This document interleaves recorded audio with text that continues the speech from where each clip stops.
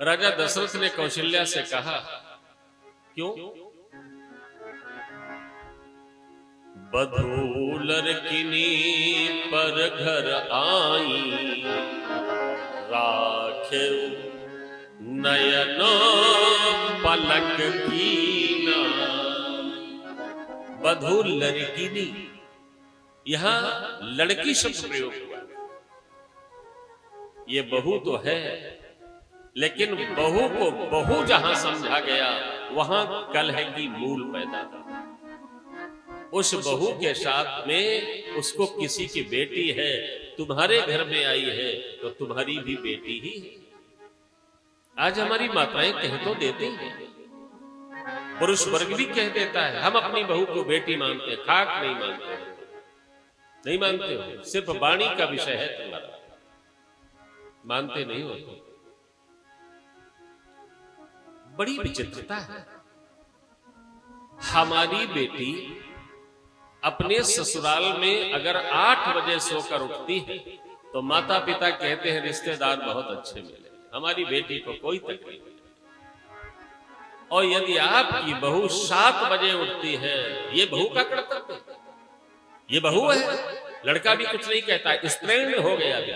लो, क्या तुम मानते हो अपनी बहू को लड़की? नहीं मानते।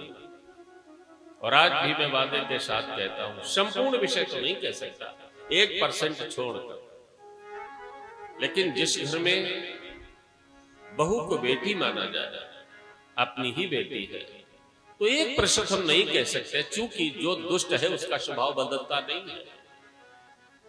वो चाहे जितना आप करें उसके साथ, लेकिन दुष्ट का स्वभाव जाता कभी स्वभाव न खल का। मिश्री मिश्रित पैसे सिंचित करो वृक्ष केवल का, किंतु स्वाद कड़वा ही होगा सदा नीम के फल। 1% है ऐसा, जाता कभी स्वभाव न खल। काला कब्बल लाख धुला लो, लाख तुम बेटी मानते रहो, पर रंग न होता हल्का।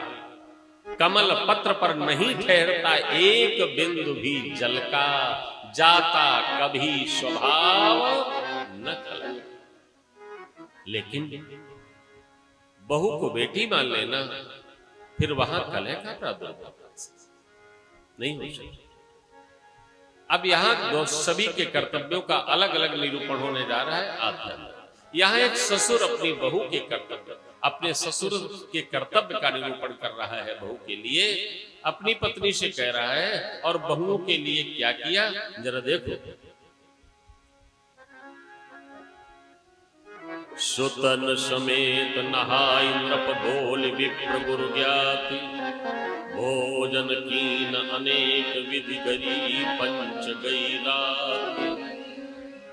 लिए गोद करी मोद समेता, लिए गोद करी मोद समेता। ओ कैस गई भयउ सुख देता।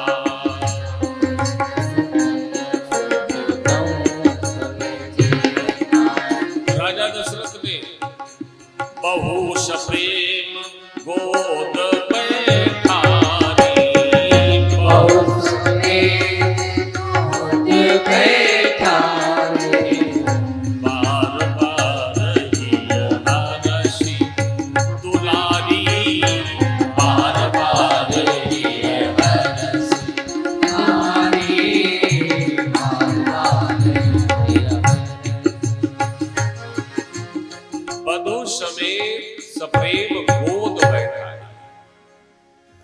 अपनी बेटी को गोद में बैठाना जाता है।